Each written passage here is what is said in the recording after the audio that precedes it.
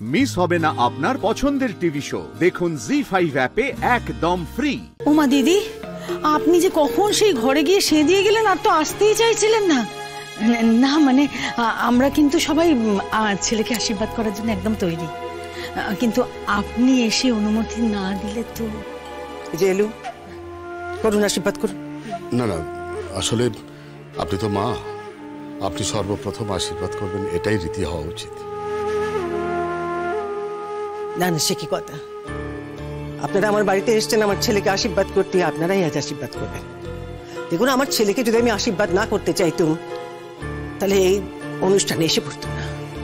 আচ্ছা মা, ওনারা যখন বলছেন এতবার করে, তখন তো তুমি আশীর্বাদ করতেই পারো। আমার বাড়িতে দাঁড়িয়ে ওনারা কি বলছেন সেইটা বড় কথা নয়, আমার বাড়িতে দাঁড়িয়ে আমি কি বলছি সেইটা হলো বড় কথা। তুমি একদম বাড়তি কথা বলবে না। যাও, অনুষ্ঠানের আয়োজন করো। মা, আয়োজন সব করা আছে, দাদা এলেই আশীর্বাদ শুরু হবে।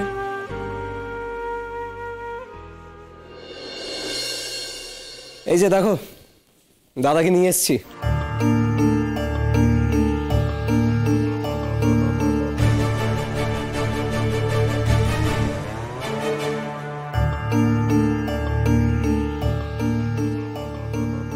বাবা, তোমাকে তো আজকে একেবারে নতুন বরের মতো লাগছে। তা বিয়ের দিন কি পরবে?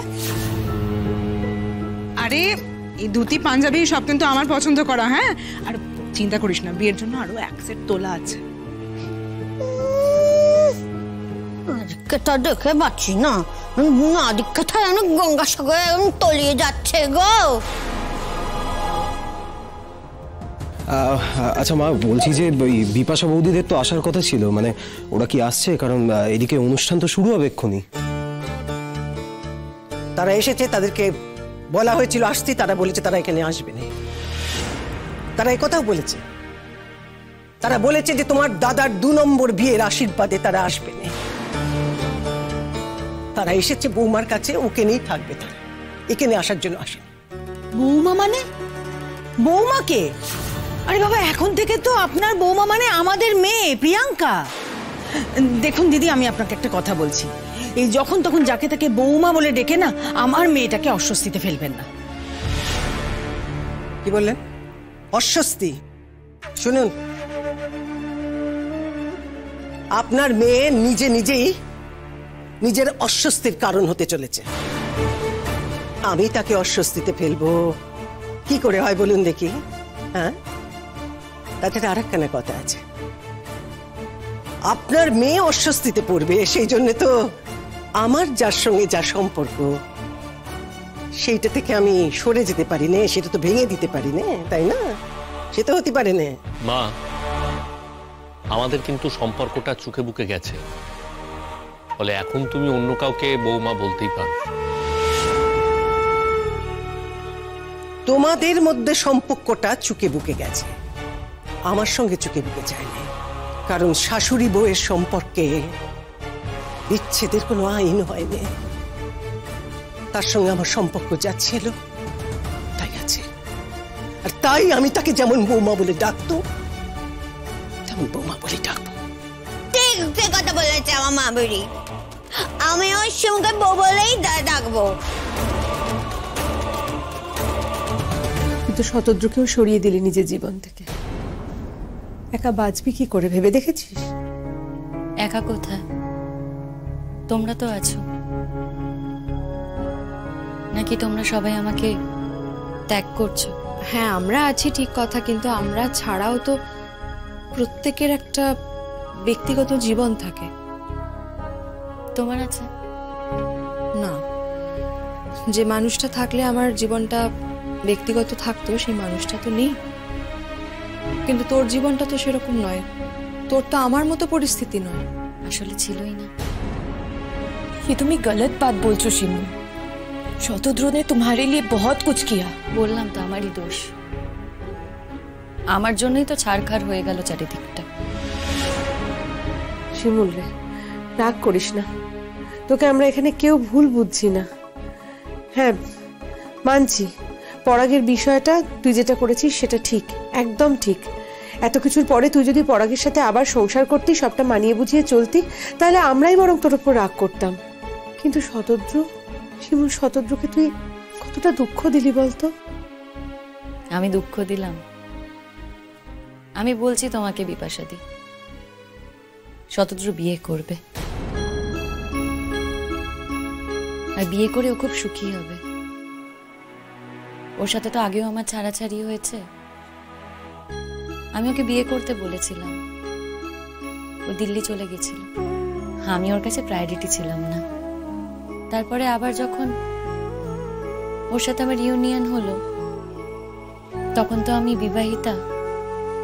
এই সমাজ, লোকজন নানান কথা বলেছে, সবই তো জানো। দুঃখের কথা কি জানো? ওর মা যে কথাগুলো আমাকে বলেছে, আমাকে যেভাবে অপমান করেছে, কিন্তু সেই সময় দাঁড়িয়ে শতদ্রু কি করলো? ওর তো উচিত ছিল বলো প্রতিবাদ করা, ও তো সেটা করেনি। শতদ্রু না ওর মায়ের উপর খুব দুর্বল, ওর মাকে খুব ভালোবাসে, সেটাই তো স্বাভাবিক, সেটাই তো হওয়া উচিত। তাই শতদ্রুর সাথে যদি আমার সম্পর্কটা থাকে, সেখানে শতদ্রুর অবস্থা না স্যান্ডউইচের মতো হবে আমার আর ওর মায়ের মাঝে পড়ে, সেটা আমি চাই না। ওর মা যেভাবে আমাকে অপমান করেছে, আমি সেটা কোনোদিনও ভুলতে পারবো না বিপাশাদি। শতদ্রু কি বলেছে তখন? শতদ্রু বলেছে যে তোকে নিয়ে আমি আলাদা থাকবো, পরে যখন মা সবটা মেনে নেবে তখন ও বাড়িতে চলে যাবে। কই এই কথা তো একবারও বলেনি। ও আমার সাথে আমাকে নিয়ে আলাদা থাকবে আর মায়ের প্রতি সমস্ত কর্তব্য করবে।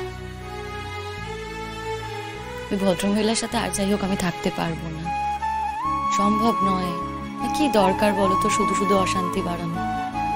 আমি চাই না আমার জীবনে আর কোনো কমপ্লিকেশন আসুক। আর শুনলে না শতদ্রু কি পরিষ্কার করে বললো, হ্যাঁ বিয়ে করবে ও, সেটাই তো স্বাভাবিক, ওর তো বিয়ে করাই উচিত। আর আমি এটাও জানি জানো, বিয়ে করে খুব সুখী হবে, খুব সুখে থাকবে, আর আমিও মন থেকে এটাই চাই। আপনি যাতে স্বচ্ছন্দ আপনি সেটাই করবেন। তোমরা আমি বারণ করছো কেন? আজ মেয়েটার কি কষ্টের দিন এটা তো আমি বুঝতে পারছি। বনিবানা থাকুক বা না থাকুক, স্বামী স্ত্রীর একটা সম্পর্ক তো ছিল। দিদি, শিমুল মাকে আমার আশীর্বাদ জানাবেন, ওকে এখানে আসার দরকার নেই।